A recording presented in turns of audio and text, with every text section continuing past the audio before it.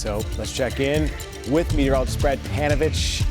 This is going to be a weather impact aware week, of course, as we head into this excessive heat and humidity that just continues to linger with us. Yeah, days and days, Brad. Yeah, thankfully we're getting a little bit of a break going into tomorrow. That's going to set the stage for better weather. I want to start with tomorrow's forecast because you can see much better weather. I mean, low 90s, hard to say it's much better, but that's actually going to feel cooler because of the drier air moving in and that northeast wind. That's the key part.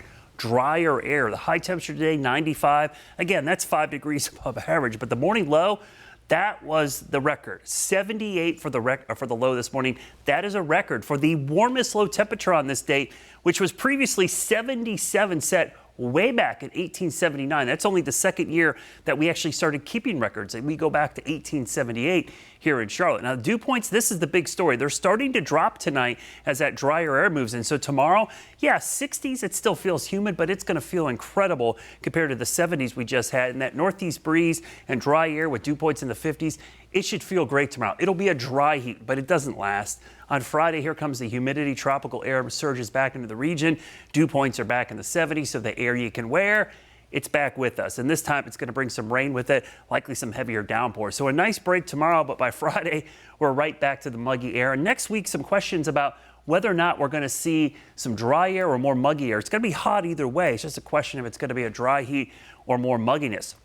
You see the line of scattered storms, again, off towards the north. That's the cold front that's pushing through with the drier air. As that pushes in tonight into the middle of the week, we're going to see much better weather. Into the end of the week, we should see much better weather. But by Friday, this low pressure system is going to start bringing more moisture in. That low pressure system is likely going to track north, not really develop, but give us the much needed rain we need for many areas of the Carolinas. So the excessive rain impacts really confined to central and eastern North Carolina, but will be just close enough that I do think we will see some moisture from it as it starts to move inland. There's that plume of moisture. Look at that, sitting over the eastern 2/3 of the state, probably through the start of the weekend. So if you're in those areas or heading to the coast, it's definitely going to be a wet weekend, and we desperately need this rain. But it looks like the western part of the state could miss out completely, as some areas of the mountains, foothills, and the upstate might not see any rain at all. In fact, if we don't see the rain on Friday, it might be a long time before we see another good soaking rain. In fact, the drought monitor comes out tomorrow. We'll have a really good gauge on how things are getting worse with the drought and whether or not we've seen any improvement. This would help a little bit, but we need widespread rain. In fact, we're probably going to have to wait until a tropical system. 60% chance on Friday.